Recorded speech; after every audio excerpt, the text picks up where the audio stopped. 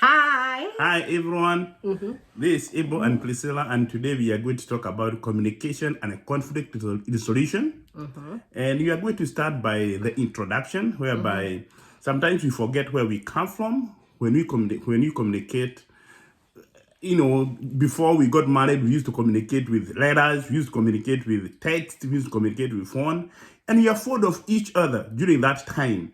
And even when we get married, we need to keep on refueling that tank so that we can be able to continue to communicate with one another, so that communication is very key. And for singles who are here, who are not married, let me tell you, we want you to continue being friends, because that is the bedrock of any marriage relationship. And if it's not there, let me tell you, it becomes a very hard way of life. And in a relationship, one, you need to be active, whereby in social events, if you're not married, so that you can be able to get your sweeter there.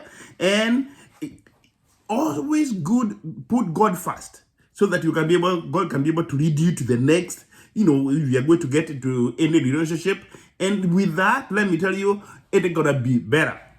Very good. So today we are focusing on communication. Yes. And we would like to ask, can you guess what experts say are the two common factors that break down relationships and especially marriage? Any guesses? Okay, maybe you've guessed it right. Communication and conflict. So being unable to resolve conflict. So communication is blamed for 65% communication problems, 65% of breakdown in marriages, and inability to resolve marriage, conflict, 43%. So if we can work on our communication and work on resolving conflict, Yes. we are really doing much better. So And when it comes to communication, that's what we call, you think about some of the things that you can be able to do. That's what we call active listening. What other person is saying. And whenever you active listen, whereby you look at that person and think, what is this person saying? And that is very important in any communication, and especially in a long-term relationship. And also, communication is always two ways, not one way, whereby you talk and the other person talk, and then you listen to one another. I do not think that your spouse can be able to read your mind. Please verbalize what you want. Make sure that you say what you want in that communication, so that communication can be effective. And even God himself doesn't usually, even though he can read our mind, he wants us to verbalize what he wants. That's why the Bible says, ask and it shall be given unto you, knock and the door shall be open. So don't expect your spouse to read your mind. Just say what you want. And it is okay also to remind the person what you want. Like we guys, I don't know whether the guys are here like me. Sometimes we forget some of those big days. Like you may forget a birthday, you may forget the anniversary day, you may go. And let me tell you, it is good for the other spouse to remind the other one, our anniversary is coming, or my birthday is coming, so that the other person may be aware, so that when he doesn't forget, so that he may not have a big issue on that. And you should prioritize one another and the way you communicate with one another. very good, very good. Thank you. So it's okay to remind the other person, I need help in this. Yes. Knowing that other person is not reading your mind. If God reads our mind and still wants us to ask, so that's good. The next thing in communication that we want to talk about is technology. Technology is so important. We use it for many good things. Social media, we are not saying we keep away from all that. It's good, but it has its time and place. So let's continue having face-to-face conversations. And we were reading some research from a faculty, that deals with family studies. And he's saying, if there is a way we can keep, technology away from two very sacred places. I don't know whether you can guess what they are. Away from the table and away from the bedroom. That will be very important. So we can use our technology, but there's a time to keep it away. When it's time to go to bed, don't have your technology. Or not just the children, even the parents. Yes. And when we're trying to have a table, we're talking together, we're having dinner together, we are eating out together. If we could keep, that technology, away, that would be very, very important. So We have what we call the communication advice, whereby in communication advice would encourage you talk more, Make sure that you have that time you can be able to talk with one another. When you talk to one another, you listen to one another's heart. And also listen more, whereby you listen to what the other person is saying. During that communication, you do both. You talk more and also you listen more. And encourage face-to-face conversation, whereby you don't use the technology at this time. You want to talk and see one another. And limit the technology on the, as my wife has said, on the table, and in the bedroom. And be there at the moment. Be there when you are communicating with your spouse, so that you can be able to connect heart to heart. We call it heart to heart talk. Very good. So this is something I'm really working on, to be quick to listen, slow to speak, and slow to anger. So that's very scriptural. We have 2 ears and 1 mouth. So we need to remember that. Another very important thing, we need to learn to keep short records. You can be angry, but do not let the sun go down in your anger. That's very scriptural. So let's keep short records. Let's not keep recalling things that happened many years ago. Let's forgive. Let's move on. Let's not keep those grudges. They don't help out. So, and when it comes to conflict resolution, when we talk about the conflict is not good. So we don't usually look for it. And it will come. Sometimes whenever you're in a long relationship like marriage, it will come. But when the conflict comes, do not run away from it. Look for a way you can be able to resolve it. And in that way, that's why we say that it is what we call conflict resolution, because you can be able to resolve it. Very good. And so before we resolve any conflict, we need to resolve with other people. We need to resolve any conflict within us. Yes. We need to take care of me. Good self-image, eating healthy, exercising, making sure we are going for, our wellness checkups.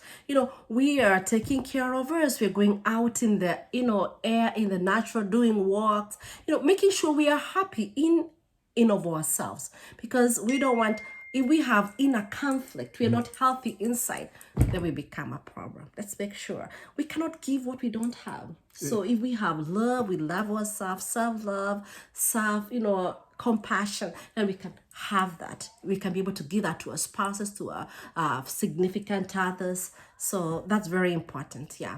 And the only person you can change is yourself. We need to know that when it comes to conflict resolution. Some people come to marriage with a mission to change the other person. But let me tell you, it can be very hard to change the other person. This can cause a lot of conflict if you are coming to that to change one another. And in marriage, there are 2 different people who have come together. And because they have come together from different backgrounds, you should be able to know that person may not change the way you want.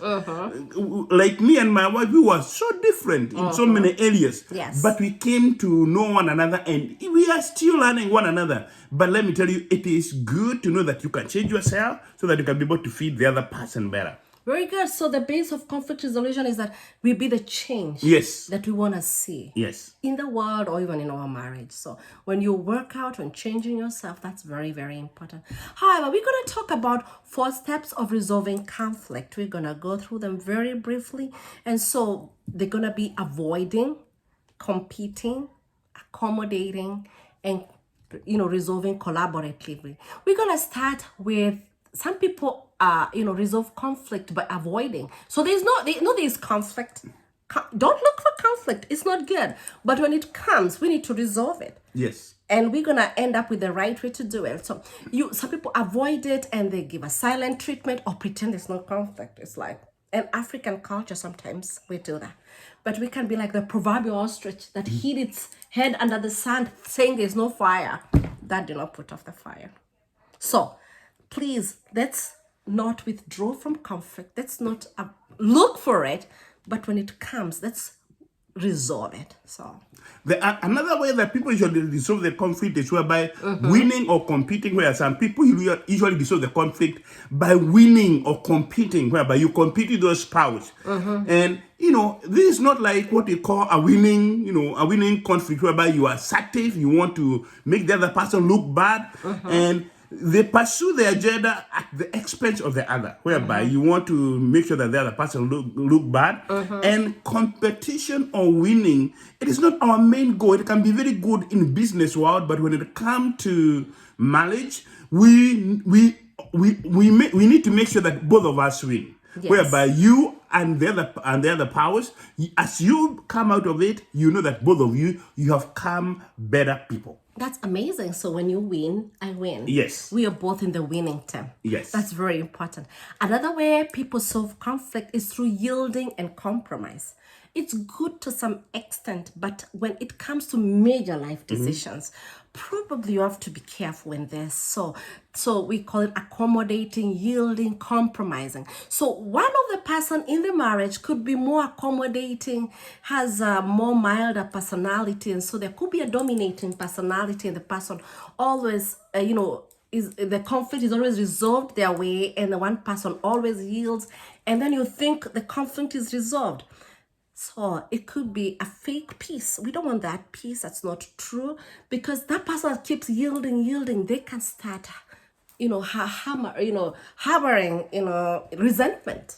And we don't want you to be resentful and then one day you just burst out and wonder, where did that come from? So it's not a very good way to resolve conflict where you're always yielding. You can yield if it's something small, like, okay, where can we go eat today? Yielding, let's go to McDonald's today and tomorrow go to Burger King. That's not a big deal. That's not a big problem. You can yield on small little things, but when it comes to major decisions, we are like, we need to move from one part of the country to another. We need to move from one part of the world to another. We are changing jobs. Major decisions about buying a house, buying real estate, you want to listen to both sides. You want to make sure each of the people in that relationship, the spouses, each of you is hard. Very, very important. Yeah. And the last one is what we call resolving the conflict in a collaborative manner. And you find that this one is whereby people are assertive and also they also cooperate with one another. And you find that both work hard to find a solution to satisfy both parties. And people usually do this or collaborate this one, they mind about the relationship and the outcome of what will be. And you find that in marriage, because it's a long-term relationship, the outcome of that resolving the conflict is going to be maintained because both of you, you are working out for the solution, both of you. None of you will be left behind because you are collaboratively working together to make sure a solution comes. And be honest when it comes to those important conflict that you are resolving. Be honest with one another. We can give a very good example. Of late, there's a time at the beginning of the year, we decided to move from our job to where we are now. And it took a lot of collaborative discussion between us so that finally we decided we are moving because things are that way. So when there are those issues whereby you decide you are going to resolve the conflict in a collaborative manner, please make sure that you go, both of you. Very good. Let's remember the way we treat people out there, nice to them, say hi, you're polite. Let's even be better to the people at home. Yes. And the people who love us to the very last day of our lives. So please, let's be nicer even to them. So if you happen to be in a toxic marriage, so if the conflict, we don't want the conflict to go physical. If the conflict is getting toxic, know when it's serious. Get to know when you safety first.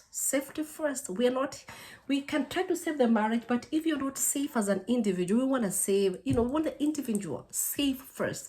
So if you need help, it's very important to recognize and declare no. We declare no to domestic violence. Very important, yeah. And it's good. Get help if you can not resolve the conflict. Yes. And that's why you find that if you are in a conflict and you cannot be able to resolve it, there are people that you can be able to consult. Sometimes people consult the parents or people who are close relatives who can be able to help you. Others go to ministers or the pastors. The others go to anger management professional who can be able to help you, or go to classes where you can be able to manage your anger. And others, they go to marriage counselors or mental health professionals who can be able to help you. You find, get help. Please get help. Very good. So we are here to say that it's possible to communicate. Yes. It's possible to resolve conflict. So God bless you. Thank you. God bless you.